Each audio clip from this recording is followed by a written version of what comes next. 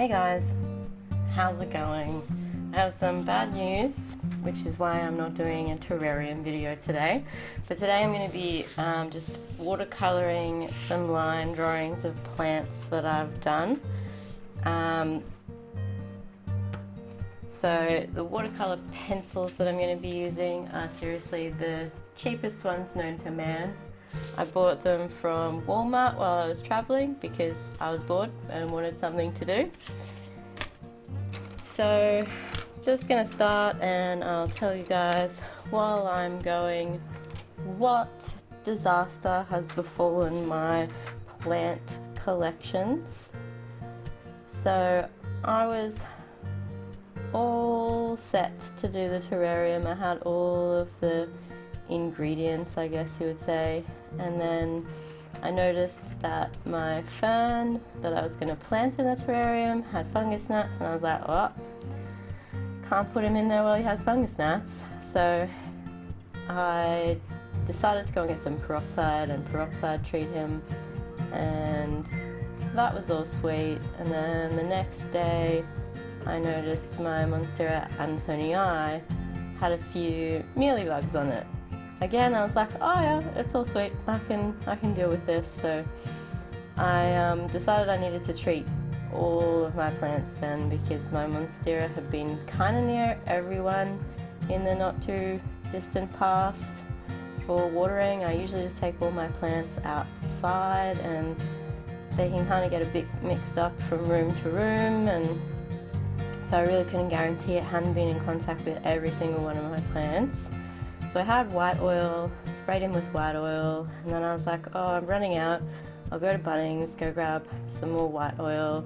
While I was at Bunnings, decided I'd try neem oil because it's systemic, and a lot of people recommend it. So apparently if you wet the soil with it and the plant takes it up, then the plant becomes toxic to bugs that chew on it, which sounded like a pretty good idea to me.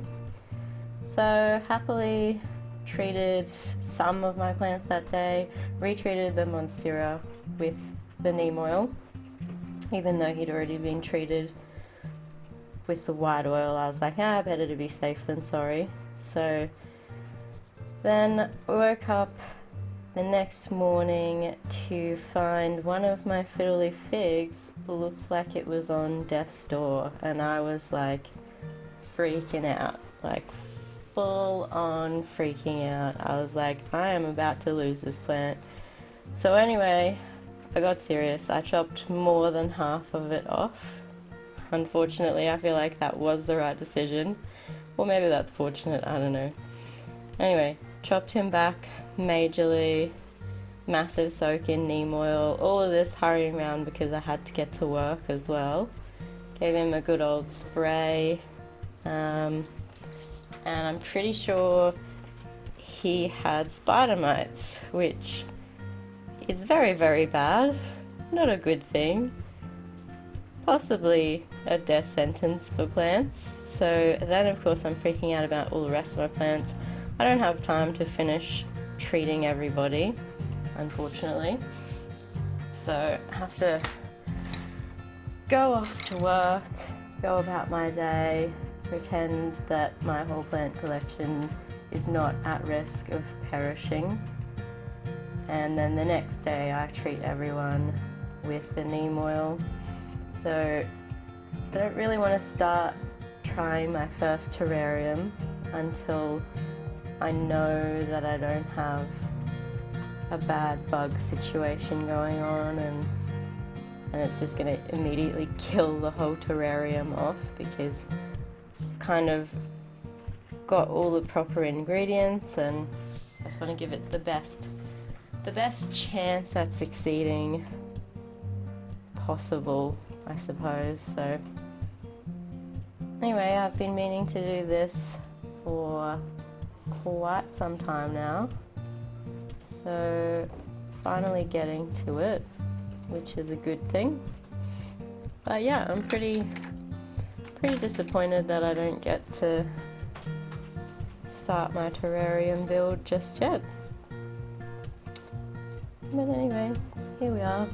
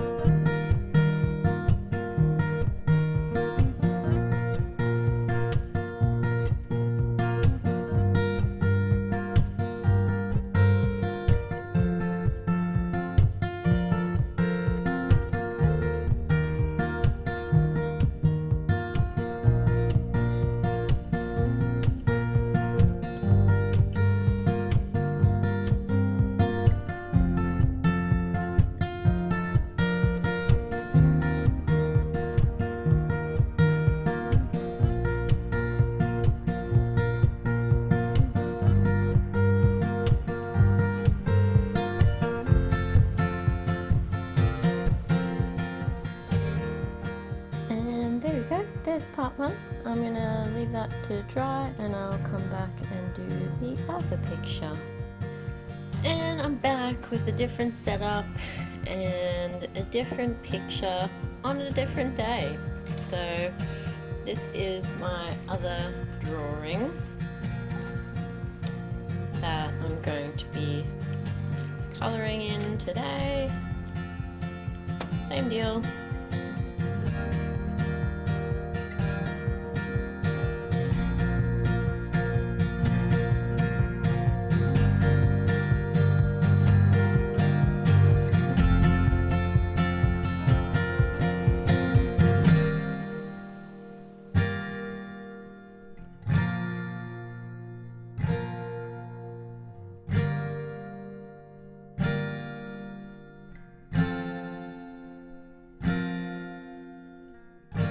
Really wishing that I hadn't drawn them in this direction because the ring binder is getting really annoying to paint over the top of right now. Oh my gosh. So, bit of an update on my propagation box. So far, I'm a bit ho-hum about it, to be honest. I had to take my peperomia prostrata out because all of the cuttings were dropping leaves and starting to rot, which is just kind of way too humid and moist in there for them.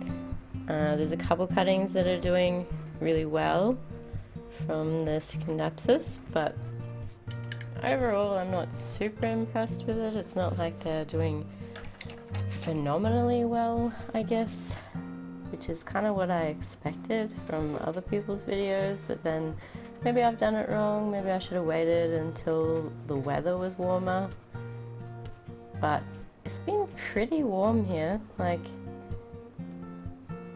you know, hasn't been getting super cold at night, and the days have been t-shirts and shorts weather, so I thought it would be fine. Anyway, I guess we'll see how it progresses as time goes by. I've still got my ones in the water. I guess the main concern I have is like the leaves are starting to get a bit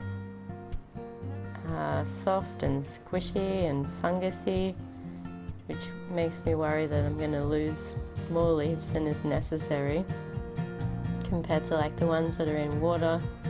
Obviously the leaves are all doing perfectly fine, so yeah, I really don't know. I'm not super impressed with it at the moment. I feel like it's not blowing my mind with how good it is, unfortunately. We'll see.